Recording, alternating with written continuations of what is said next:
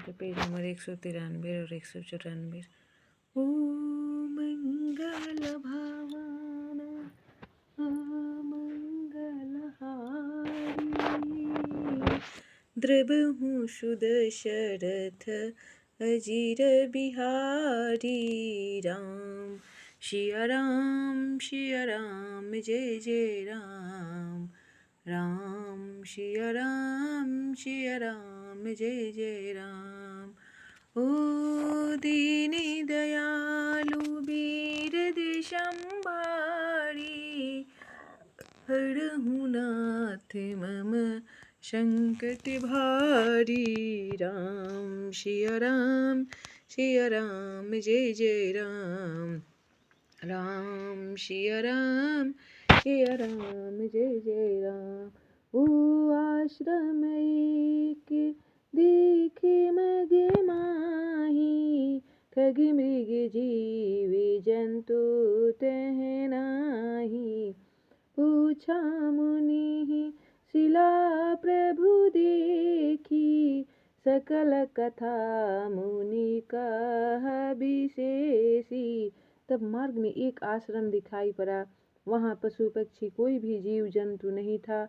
पत्थर की एक शिला को देखकर प्रभु ने पूछा। तब मुनि ने विस्तार पूर्वक सब कथा कही।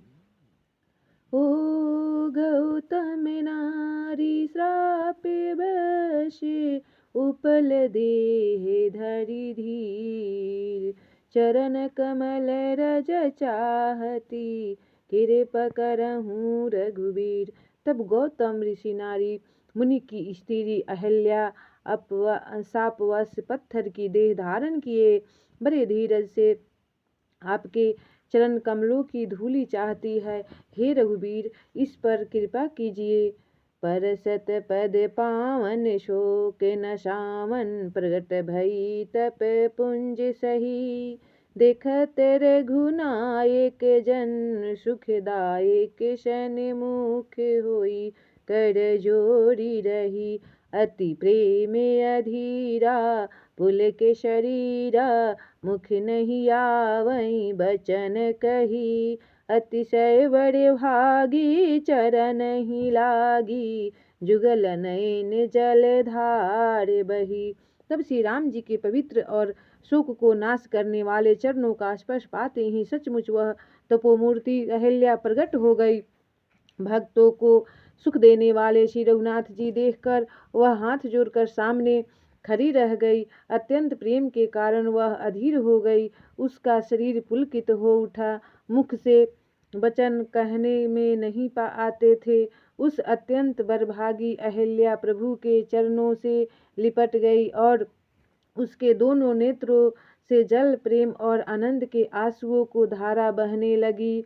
ओ धीरजु मन कीन्हा प्रभु कहूँ, चिन्हा रघुपति कृपा भगति पाई।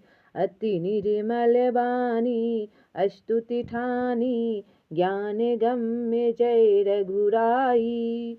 मैं नारिय पावन प्रभु जग पावन, राम निरपुजन सुखदाई। राजीव बिलोचन भव भय मोचन, पाहि पाहि शरण ही आई। तब फिर उसने मन में धीरज धरकर प्रभु को पहचाना और श्री रघुनाथ जी की कृपा से भक्ति प्राप्त की। तब अत्यंत निर्मल वाणी से उसने इस प्रकार स्तुति प्रारंभ की। हे ज्ञान से जानने योग्य श्री रघुनाथ जी, आपकी जय हो। मैं सहज ही अपवित्र स्त्री हूँ, और हे प्रभु, आप जगत को पवित्र करने वाले, भक्तों को सुख देने वाले और रावण के शत्रु हैं। हे कमल नयन, हे संसार जन्म मृत्यु के भय से छुड़ाने वाले, मैं आपकी शरण आई हूँ। मेरी रक्षा कीजिए। मुनि शाप जो दीन्हा, अति भल कीन्हा, परम अनुग्रह मैं माना। देखेऊ भरि लोचन हरि भव मोचन, इहीं लाभ शंकर जाना। बिनती प्रभु मोरी मैं मति मोरी, नाथ न मांगऊँ बड़याना। पद कमल परागा रस अनुरागा, मम मन मधुप करे पाना।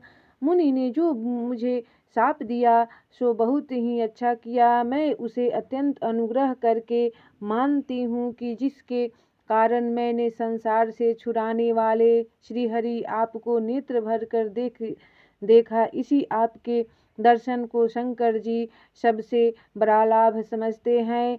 प्रभु, मैं बुद्धि की बड़ी भोली हूँ, मेरी एक विनती है। हे नाथ, मैं और कोई वर नहीं मांगती, केवल यही चाहती हूँ कि मेरा मन रूपी भौंरा आपके चरण कमल की रज के प्रेम रूपी रस का सदा पान करता रहे। जेहि पद सुर सरिता परम पुनीता प्रगट भई शिव शीश धरी।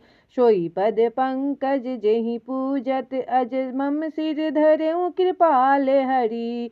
एहि भांति सिधारी गौतम नारी बारे बारे हरि चरण पड़ी। जो अति मन भावा सो बरु पावा गए पति लोक आनंद भरी। तब जिन चरणों से परम पवित्र देव नदी गंगा जी प्रकट हुई, जिन्हें शिव जी ने सिर पर धारण किया और जिन चरण कमलों को ब्रह्मा जी पूजते हैं, कृपा हरि आपने उन्हीं को मेरे सिर पर रखा। इस प्रकार स्तुति करती हुई बार बार भगवान के चरणों में गिर कर जो मन को बहुत ही अच्छा लगा, उस वर को मांग पाकर गौतम की स्त्री अहिल्या आनंद में भरी हुई पति लोक को चली गई। ओ मंगल भवानाय मंगलहारी।